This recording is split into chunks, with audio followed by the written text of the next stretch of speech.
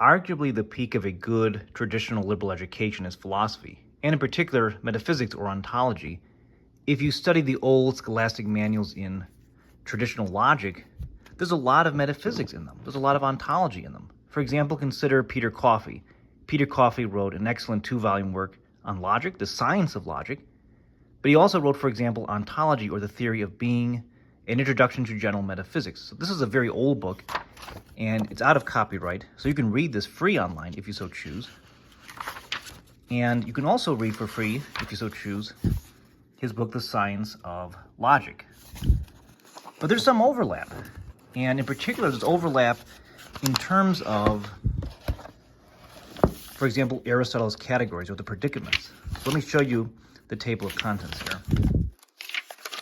And I studied this book very closely. It's definitely one of my favorite books in traditional metaphysics. There's a lot of contemporary books out there, but in terms of old scholastic manuals, some of them are just okay. Some of them seem to be just making various assertions, but some of them are pretty rigorous in terms of their argumentation and detailed and very interesting and stimulating, and this is one of those books. So here we have a general introduction. We have being and its primary determinations, becoming and its implications, existence and essence. We have reality as one and manifold. We have reality and the true, reality and the good. We have reality and the beautiful. And here we have the categories of being, substance, and accident. So we have right here the Aristotelian categories, and that's something that is traditionally covered in a logic book. Not so much a contemporary logic book, but an old traditional logic book, for sure, the categories are covered. And even in contemporary traditional logic books, you will have a coverage, usually, of Aristotle's categories. You have nature and person, some accident, modes of being, quality, quantity, space and time. You have relation, the relative and the absolute. You have causality, a classification of causes. You have efficient causality. You have final causality. And this is definitely one of my favorite old books in metaphysics. It's quite good. It's not an easy read, but you will learn a lot from this textbook, including a defense of causality against, for example, someone like David Hume. But there are other metaphysics books out there that are contemporary. So, for example, Metaphysics, the Fundamentals. This is definitely a contemporary book. And one of the authors is Robert Koons, who's definitely a Thomist, by the way. And he's written not only in philosophy, but even some theology, interestingly enough. And this is quite good. One of the classics out there that a lot of universities assign as a principal textbook is A Survey of Metaphysics by E.J. Lowe. And it's really, really interesting.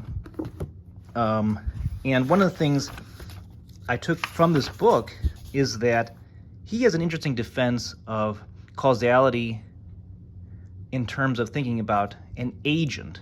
So sometimes in contemporary modern philosophy, we think about cause and effect relationships in terms of events. But it's not a mere event that's a cause, but an agent. So he moves us away from that fallacious modern view you sometimes get. But in metaphysics, you deal with such things as identity over time and change of composition, qualitative change of the doctrine of temporal parts. You have substantial change and spatio-temporal coincidence.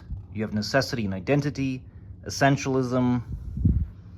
You have a discussion of possible worlds. It's like modal logic, necessity, that sort of thing. Counterfactual conditionals, causes and conditions.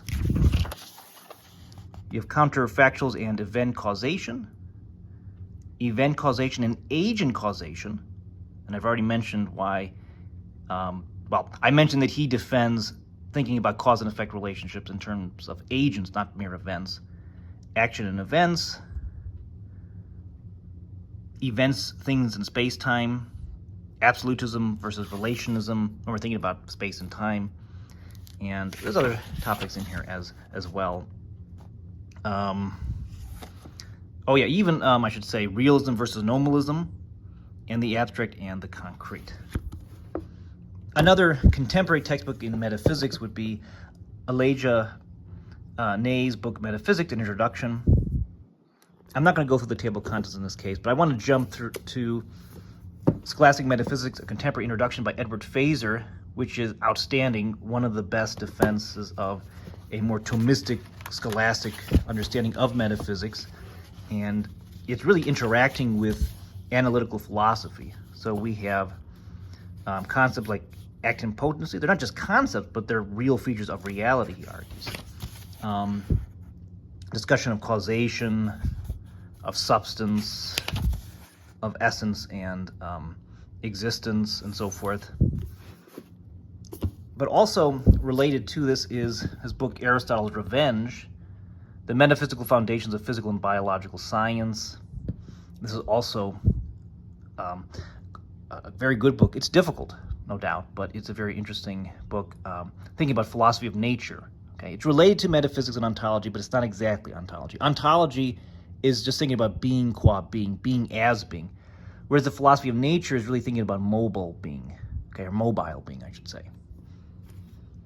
Another book that's going to take a Thomistic perspective in metaphysics is The One and the Many, a Contemporary Thomistic Metaphysics by Father Norris Clark. And this is one of my favorite books in metaphysics, and he almost makes metaphysics, or Thomistic metaphysics, easy. It's not an easy topic, but he almost makes it easy in this book.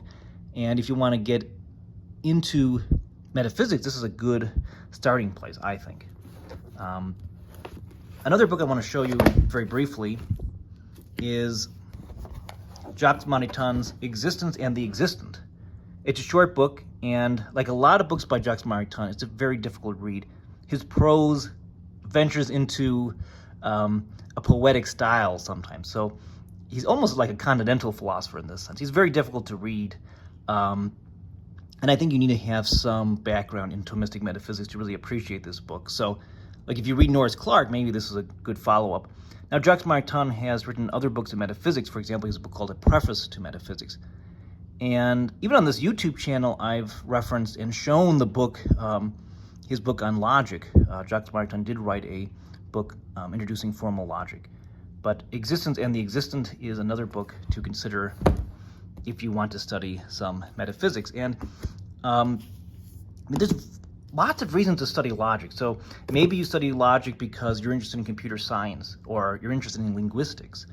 But another reason to study logic actually is to get more deep into philosophy, into metaphysics. That's another reason to study logic.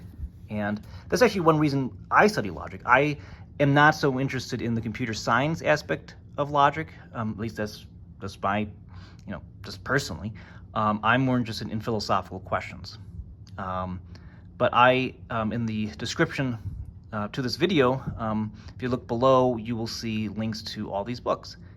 But in any case, thanks for watching, and if you're interested in this type of content, let me know in the comment section below.